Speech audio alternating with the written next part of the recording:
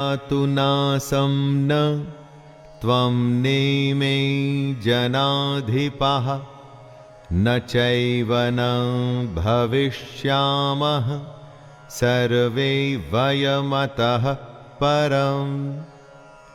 हे अर्जुन, न तो ऐसा ही है कि किसी काल में मैं नहीं था, तू नहीं था, अथवा ये राजा लोग नहीं थे, और न ऐसा ही है कि इससे आगे हम सब नहीं रहेंगे। ऐसा कोई समय नहीं था अर्जुन। जब अर्जुन नहीं था, कृष्ण नहीं था, बाकी के राजा नहीं थे। हम आते हैं और जाते हैं, फिर से आते हैं, समय का खेल चलता रहता है। अब ये बात अर्जुन या हमारे जैसे दुनियादारी में फंसे लोगों के लिए समझना या समझाना बहुत मुश्किल है दोस्तों, और इसी में से कृष्ण हमें बाहर निकालना चाहते हैं।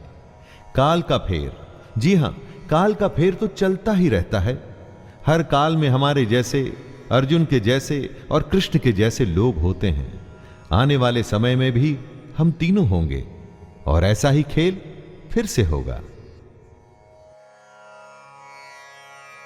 देहिनोऽस्मिन् यथा देहे कौमारं यौवनं जरा तथा देहान्तरप्राप्तिर्धीरस्तत्र न मोह्यते।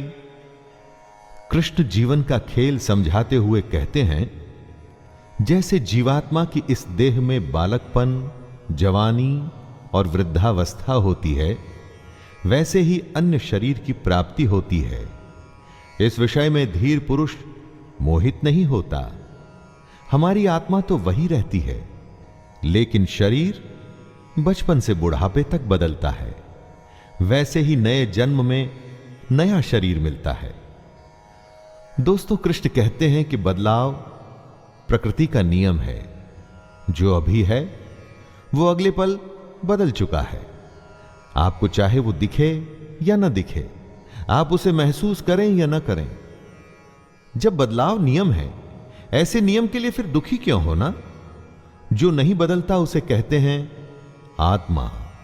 आत्मा की इस परिभाषा को ध्यान से समझ लीजिए। शरीर बदलता है दोस्तों, आत्मा कभी नहीं बदलती।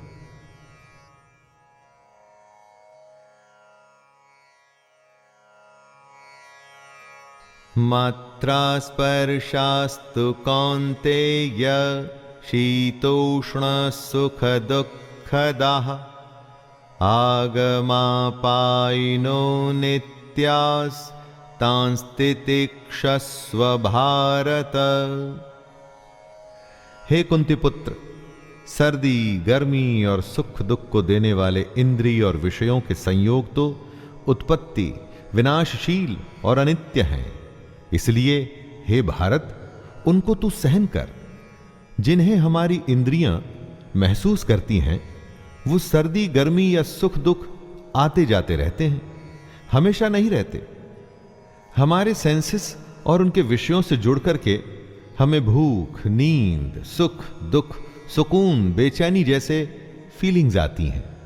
लेकिन ये सब हमारे शरीर से जुड़ी बातें हैं, जो खत्म होने वाली हैं।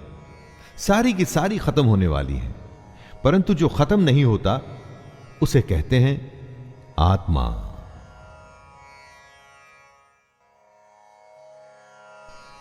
यम ही न व्यथयन्त ये ते पुरुषं पुरुषर्षभ समदुःख सुखं धीरं सोमृत तत्त्वाय कल्पते।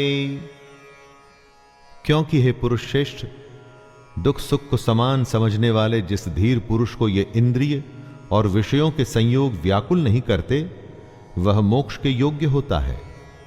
सुख दुख जो बराबर समझे, दोनों हालत में एक जैसा रहे, वही जीवन में आगे बढ़ता है।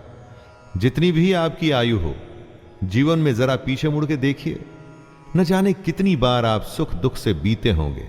कभी बेतहाशा खुशी हुई होगी, किसी के जाने या बेहद बड़े नुकसान पे शायद आप फूट फूट के रोए भी होंगे, और आगे आने वाले जीवन में भी ऐसा होता ही रहेगा।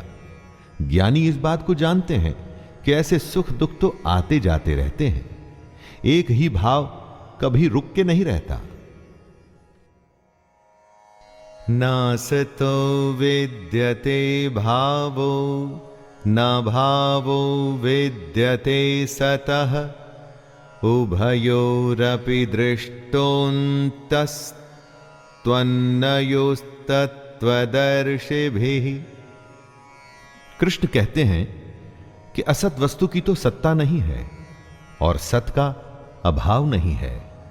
इस प्रकार इन दोनों का ही तत्वज्ञानी पुरुषों द्वारा देखा गया है। दोस्तों, जो झूठ है उसका कोई मूल्य नहीं, मूल्य सिर्फ सच का ही है। समझदार लोग इस बात को समझते हैं, जिसका आना जाना लगा रहे उसके लिए कोई क्या शोक करे। सुख गया तो दुख दरवाजे पर आने के लिए बिल्कुल तैयार खड़ा है। एक के लिए दुख करेंगे तो आने वाली अच्छी खबर के लिए जल्द ही खुश ही होना पड़ेगा। लेकिन अगर आप ज्ञान को समझें तो पाएंगे कि ये दोनों भाव झूठे हैं, इनका कोई मूल्य नहीं। मूल्य है तो सिर्फ आत्मा का, जो निरंतर है और सिर्फ वही सच है।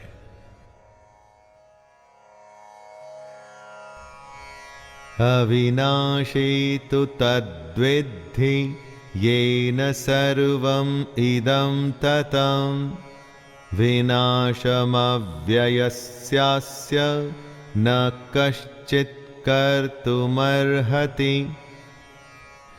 नाश रहित तो तू उसको जान जिससे ये संपूर्ण जगत दृश्य वर्ग व्याप्त है। इस अविनाशी का विनाश करने में कोई भी समर्थ नहीं है। मतलब परमानेंट सिर्फ वही है जिसमें ये पूरा जगत, पूरी दुनिया समाई हुई है, जो सबसे बड़ा सच है। बाकी सब कुछ आता जाता रहता है, सिर्फ ये सच्चाई ही हमेशा के लिए है। इस बात को समझने में डिफिकल्टी आ सकती है, ऐसा भी लग सकता है कि समझ नहीं आई, लेकिन इसको समझे बिना कोई हल भी तो नहीं है। हमारी आत्मा ही दुनिया की सबसे बड़ी सच्चाई है। यही आत्मा हमारे भीतर है, और जब यह आत्मा बाहर है तो पूरी दुनिया जो हमें दिखती है ना, वो भी इसी में समाई हुई है।